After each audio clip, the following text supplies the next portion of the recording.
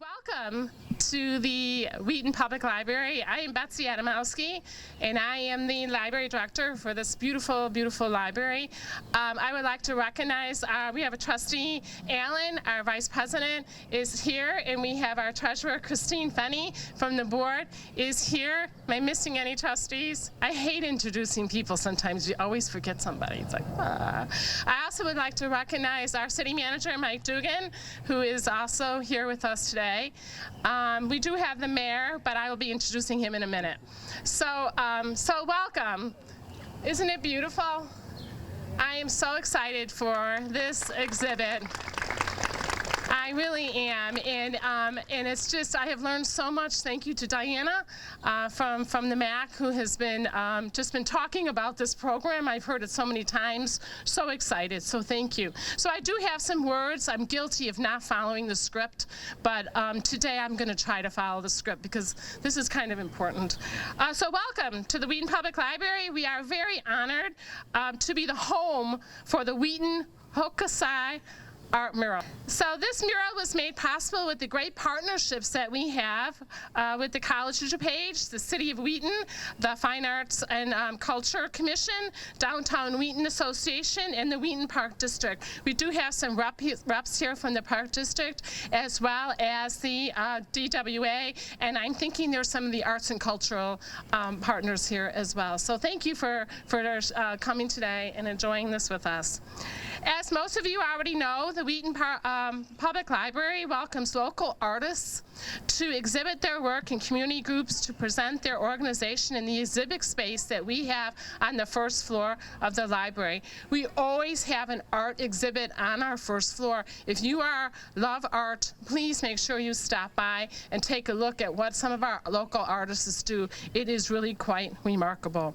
So the purpose of our Arts and Cultural Center is to introduce local and regional artists to the public, as well as serve as an informational display space for community partners or upcoming events. The Wheaton Public Library seeks to celebrate our many cultures, promote accessibility, and support inclusion. These are essential for institutional excellence and integral to fulfilling our mission to connect our community to literacy, information, ideas, and experiences. So this mural and our partnership with the College of DuPage celebrates the great Hokusai exhibit, and this definitely falls within our mission, and we are thrilled to have it reside here during the summer. Such an honor. So without further ado, I am going to introduce our Honorable Mayor Phil Cease. Thank you, Betsy, and once again, what a wonderful day to be out. And I'd also like to extend my welcome to Diana Martinez, the Executive Director of the Mackinac Arts Center. You might remember this is, I call it series. This is really the third event that Diana has coordinated over the last several years. The first being the Frida Kahlo, then the Warhol exhibit, and now today's the Hokusai. That was my first question. How do you say Hokusai? But anyway, Diana, thank you very much for your hard work in bringing this to the greater Wheaton area, even though it's in Glen Ellen. But anyway, once again, thank you all for being here today as we celebrate Wheaton's unique art in the style of the exciting Hokusai exhibit through the College of DuPage's Mackinac Arts Center. The two elements that were chosen to be represented in Wheaton's commissioned artwork are the DuPage Historical Museum and the Adams Park Fountain. To understand their significance, I'd like to share a little bit about the history of each and how they are connected. Current-day Adams Park was originally the land on which an estate was built in 1888 for John Quincy Adams, a distant relative to the Adams presidents. As part of an ambitious community project, Adams had a library built across the street in 1891, which became the Adams Memorial Library. Adams' daughter, Catherine became Wheaton's first librarian of this first library, a resource for Wheaton's 3,000 citizens. It was one of the first libraries in Illinois to use the Dewey Decimal System. Do we still use the Dewey Decimal System? It's not automated or... The Adams Memorial Trust allowed the library to operate for 32 years, and the city of Wheaton then voted to continue to fund this important community resource. Daughter Catherine continued to live in the family home and willed the property to become a park upon her death in 1942. She instructed the family home to be taken down and provided the funding for the park to be created, which we now celebrate as Adams Park. The fountain remains from the original Adams family property.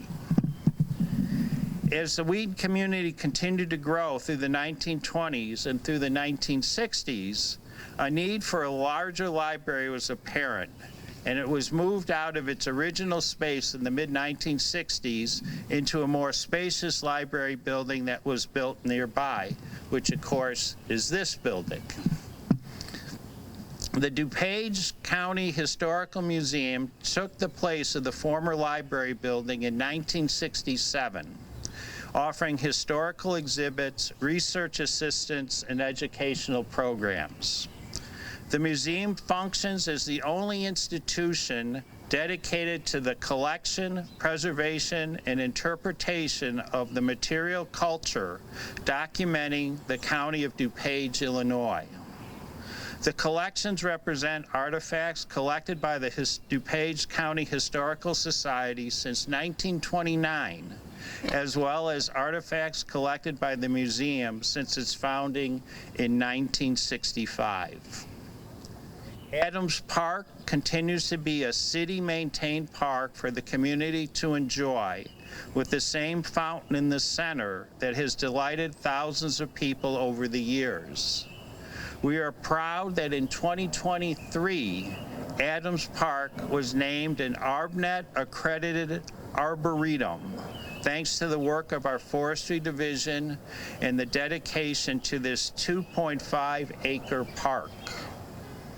As you can see, Adams Park and the DuPage Historical Museum are central to Wheaton's history, with the former Adams Memorial Library serving as the free community resource that would later become the Wheaton Public Library.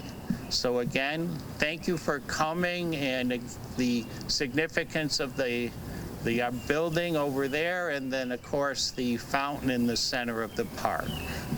So. Thank you, Mayor Cease. Mayor Cease doesn't like anybody to know, but he is actually a big fan of the arts. And he's come to every exhibition, and you brought your sister city last year to the Warhol.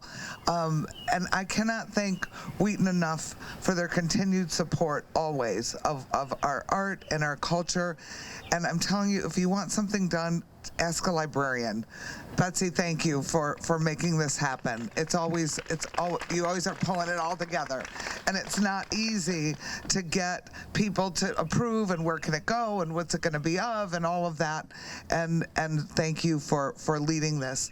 I wanna also congratulate this library on their passion for the arts. I did a talk, and I do several talks as we lead up to these exhibits in different towns. Wheaton is like double and triple the size of any other town. I did a talk here a couple weeks ago. There were 150 people in the room and 200 people on a Zoom call listening. It's astounding, the art lovers that you have built here, and the fan base and the support for the arts. So thank you, and thank you for the work, the important work you do. what's sort of exciting about this, I don't think people always understand, like, why are we getting this painting? So we're celebrating the fact that we have this incredible art collection that is the most significant Japanese collection in all of Italy and in most of Europe. It is a collection of over 60 pieces of Japanese art from the 17th century, from the Edo period. And if you don't know what the Edo period is, you will know the Shogun period, right? So it is the time of the geisha and the shoguns and the samurai. So it was a beautiful, flourishing time for art in Japan.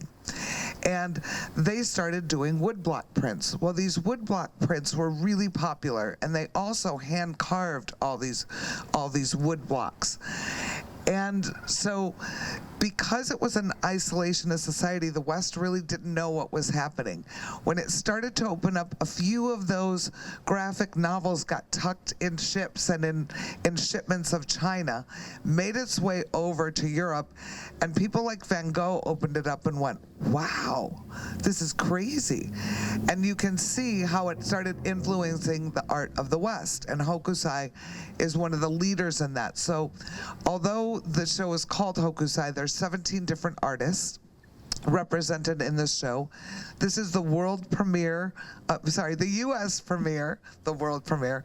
It is the U.S. premiere of this show in the United States, and it's really exciting that it's happening in the greater Wheaton area, not at the Art Institute or at the Boston Fine Art Museum. We have it here. This is a big coup to get a collection like this, and in order to celebrate, we wanted everybody to have a piece of this, and we love the Ukiyo-e prints and thought, how can we make a Ukiyo-e print for each town? And we commissioned Rich Lowe to do this as part of our DuPage Public Art Project. We had to ask each town to please select their favorite iconic building so it can be memorialized like they did in the Japanese time of the Ukiyo-e. And they would commemorate places and locations and stars of the Kabuki Theater. So we searched and searched and searched, and we found one of the greatest artists we could ever hope for, because he understands the culture, he understands public art, he understands community relationships, and we found Rich Lowe. And the beautiful part about this project is this image is now a gift to the city of Wheaton. You can put it on coasters, you can put it on mugs, you could put it on tote bags. It is your image to use, and we're grateful to Rich for releasing the rights with the commission. I know Alpha Graphics would love to put it on everything for you, but it'll be something that you can keep alive in the community for years to come. The exhibition opens officially on Saturday. Tonight, in about 2 hours, is the first look for sponsors and donors. So we're putting the finishing touches on it. Beyond the collection of art, there's 7 different supporting exhibits. There's a historical area, there's a manga and anime area for kids, there's a children's area, there's a garden, there is a make-your-own Ukiyo-e station, there is a selfie station, and then of course there's the beautiful collection of art that it is really phenomenal. And it's not only art, there's also some instruments and objects from the period which are absolutely stunning. And when you look at the detail, you can understand how important it was for the Japanese culture to have every aesthetic meticulously done. It's just beautiful. We also have scrolls. So it's a big monster of a show, and I know you're gonna love it. It's here all summer through September 21st. I hope you come. I hope you bring your friends. I hope you tell your family.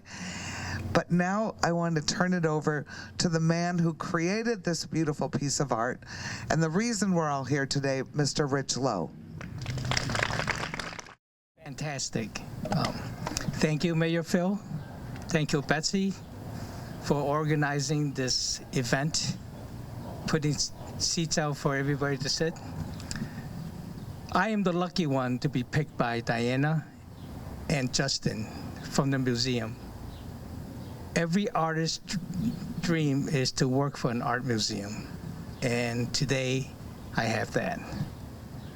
understanding that I want to make sure that I experience everything during the last 4 months, including doing 37 illustration in 90 days and all the unveiling this month, because for artists like me, I may never be back on the stage.